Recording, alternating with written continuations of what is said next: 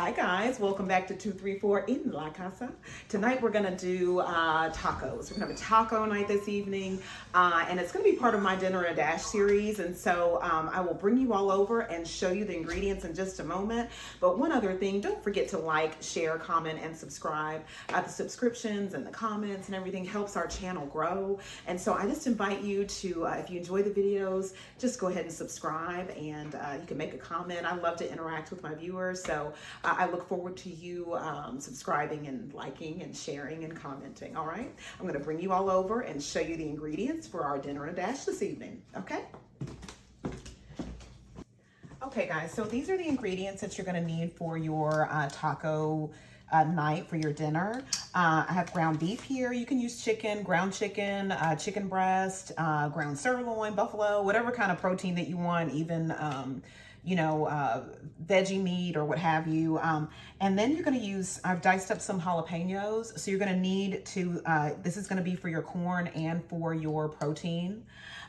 Salt, pepper, sugar, cheese, and I grate my own cheese, and pico de gallo if you want that with your taco or your taco salad or what have you. You're going to need butter for your preparation, sour cream, fajitas, lettuce, tomato, whatever fixings that you're wanting for your tacos, taco salad, fajitas, or however you want to do it. And then you may want to use chips as well for your taco salad. And these are just chips that were in my cabinet. They're not expired, but I think they're a little stale. And so you can always just pop those in the oven on broil for a couple, for a few minutes. They'll start to sizzle and they'll crisp right back up. So you don't have to like dump out your chips or whatever if they have gotten a little stale or what have you. If they're expired, that's different. But if they're just a little stale, you can just pop them in the oven and they crisp right back up. But on broil, and make sure you keep an eye on it. When it starts to sizzle, like I said, then you'll want to take them out. I like mine kind of burnt, so I leave them in there a little bit longer because I like that burnt taste, but it's just whatever your druthers is, okay? All right, and so then we're also going to use some corn too for our taco night. And so I'm going to use the jalapeno with the corn, and I'll show you how to prepare that. And so I'm going to go ahead and get started with the cooking process. All right, guys, and I've got my lettuce. I've rinsed it off. I have it in a colander, and I just put it on a towel and on a plate so it can kind of drain.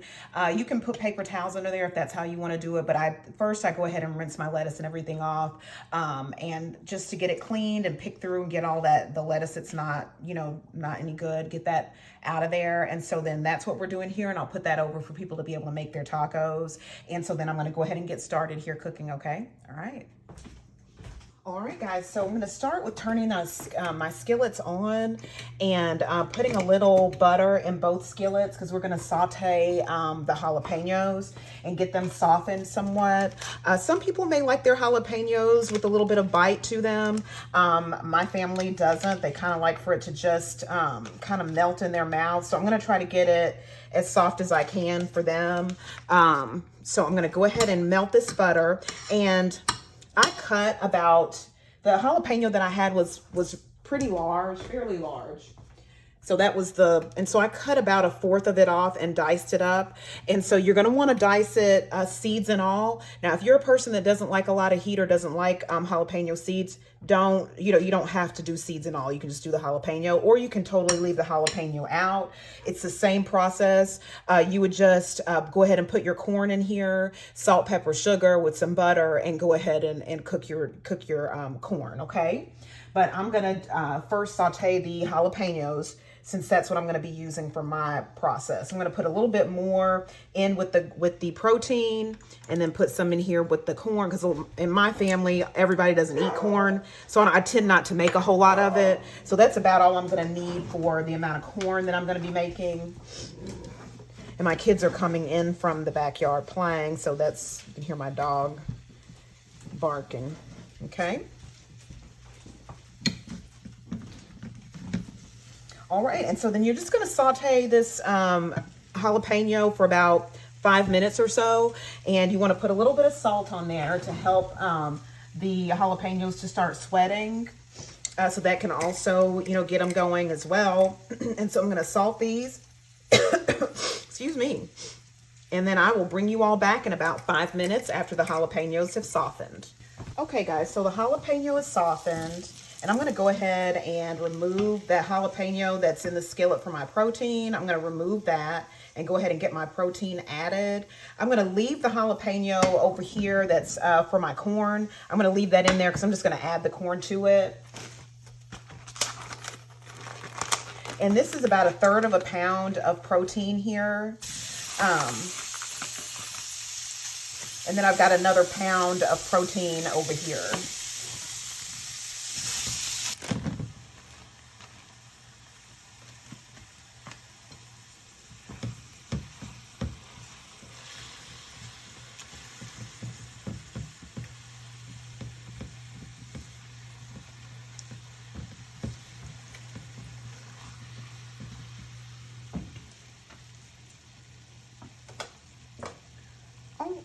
All right, so we're gonna let this meat cook. I'm gonna break it up with a fork.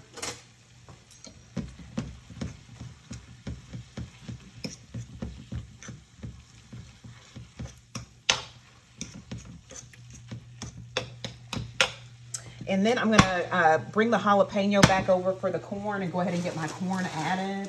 And you're gonna add just a little bit of water to that skillet for your corn, and some butter, sugar, salt, and pepper.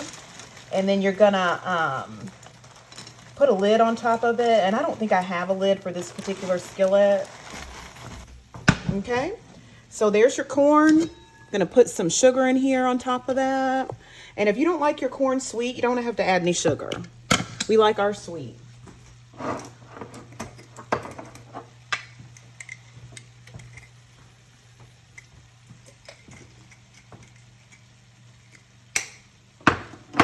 And since there's jalapenos in there, I'm not gonna add a whole lot of black pepper. I love the way black pepper looks on corn.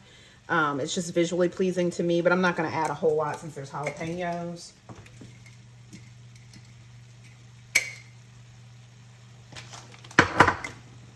And I'm just gonna add a little bit more butter, and then I'm gonna put a lid on that corn and allow it to cook. And I want that corn to also vent a little bit while it cooks to kind of cook some of that water off. I just want the water on there because I don't want the corn to stick.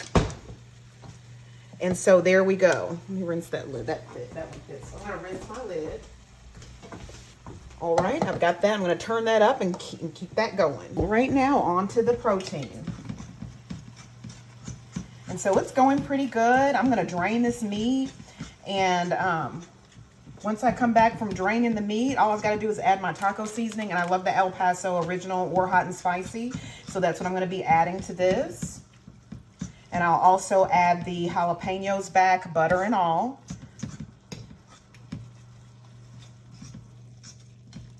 And I'm going to go ahead and put a little salt and pepper on this meat. If you don't want any salt and pepper on your meat, you just want to use your taco seasoning as your seasoning, be my guest. You don't have to season your taco meat the way that I'm doing mine. When I use chicken breast for tacos, for like fajita night and stuff, I season that totally differently. And so I'll have to do a video on that because I have one of my daughters loves the chicken tacos that I make. But that's a different seasoning process. But for this one, I'm just gonna put salt and pepper in here.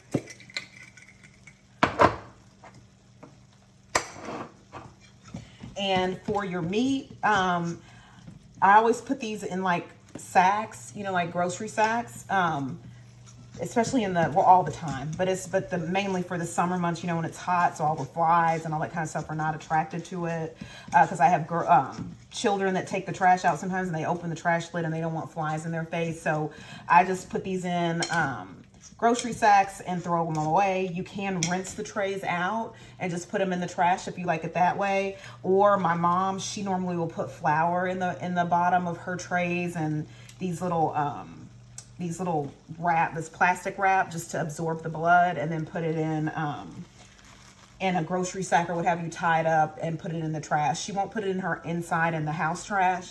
She'll go ahead and take it outside to the outside trash. But mine, if my trash is almost full or something like that, I'll go ahead and put this in the trash. But I do put it in grocery sacks. I don't do the flour, but I do put it in grocery sacks just for the smell, and just I don't want you know, anything attracted to my trash because of my kids. But okay, so I am almost through with this browning process. So I'm going to go ahead and drain the taco meat, and I'll bring y'all back once it's drained, okay? All right. All right, y'all, so I've got that meat drained. I'm gonna go ahead and add my jalapenos to the protein.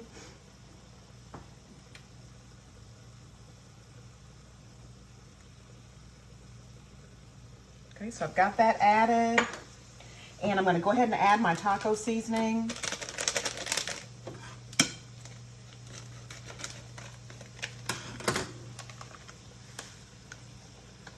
And I'm gonna add some water to that.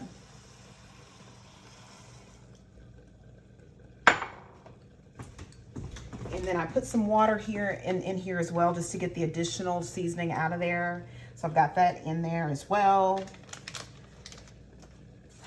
All right, and then I'm just gonna mix together to make sure all that powdered seasoning is evenly distributed. And I know some people make their own taco seasoning, and that's fine too. You just use whatever your favorite taco seasoning is. So it's just left up to you, whatever your preference is. All right, and so then I'm gonna put the lid on this. Let me grab that. I'm gonna put the lid back on this, and I'm gonna turn it on high so it can start to boil. And while that's going on, I'm gonna go ahead and grate my cheese because we're really at the end of the process with the tacos. It doesn't take very long at all. And you can see, let me bring you down so you can see the corn because it's going. I'm gonna turn it down. But you can see the corn, it is going, and I'm gonna kind of vent a little bit. Just vent it just a little, and then I'm gonna go ahead and turn it down some so it can continue cooking, okay? And it smells really, really good, and you can also see the taco meat too, it's going. Okay, and so I've already grated some of this cheese. I'm just gonna go ahead and grate the rest.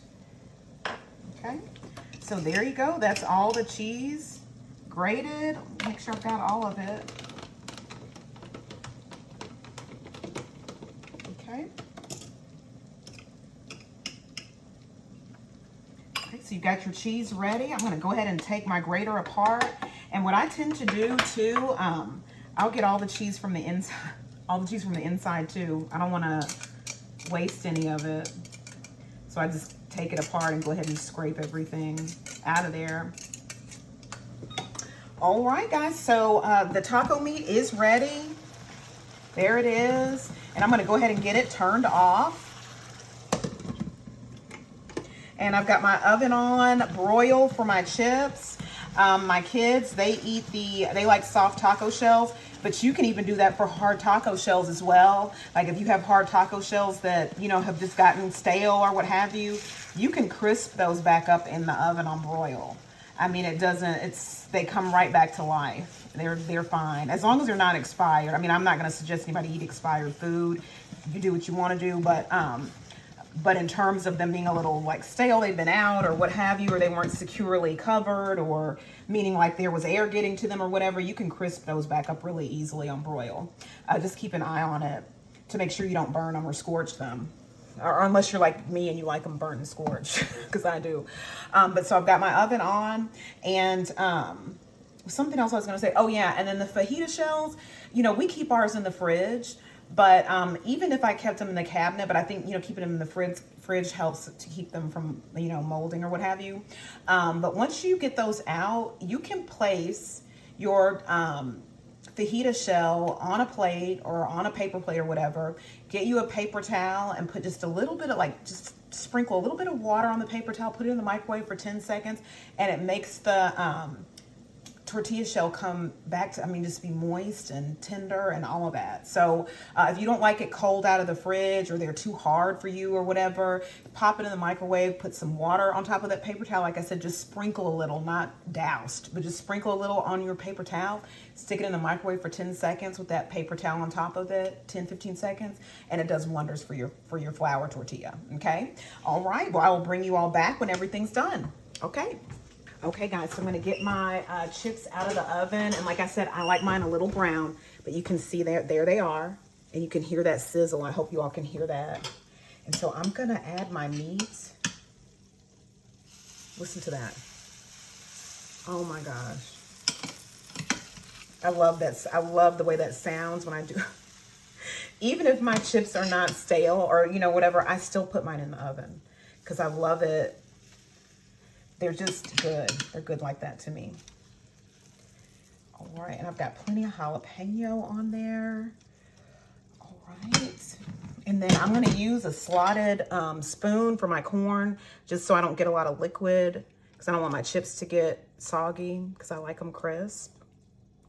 But I wanna make sure I get some jalapeno. I love spicy food. Okay. And then I'm gonna go ahead and put my cheese on there. And I didn't get tomatoes because my kids don't like tomatoes. Normally I will go ahead and cut up some tomato, but since I have the pico, I'm just gonna deal with it that way for myself. Two of my children are away at college, so there's not that many people to feed. So I'll have to do a video when they're at home and show you all how we have black beans with pico in it and lime rice, you know, that I make, and chicken for the chicken tacos along with, you know, beef tacos. It's really, really, really good. Now if I can get this top off of here. There we go.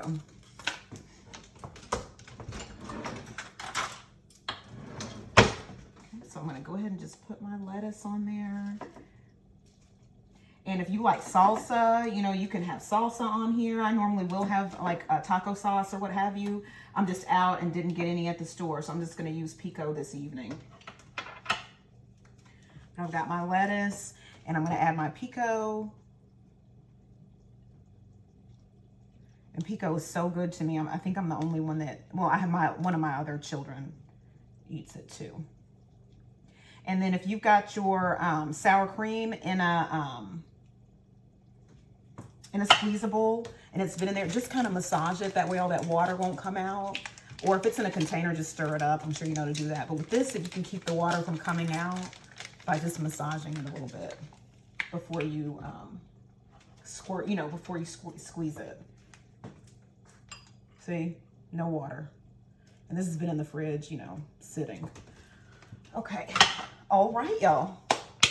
So there we go. I'm gonna go ahead and do a taste test. This is my favorite part of the show or of the cooking experience. Let me make sure I've got some. I don't think I'm gonna be able to do this without food going everywhere. It's good. I think I'm gonna add some crushed red pepper just to make it more spicy. It's not spicy enough for me. And this pico's hot too. It's supposed to be hot. I like a lot of heat. Anyway. All right, y'all. Well, this has been a blast. I'm gonna go ahead and leave. I wanna enjoy my taco salad while it's hot. So I'll see you all next time. And don't forget to like, share, comment, and subscribe. I love y'all so much. And I'll see you next time.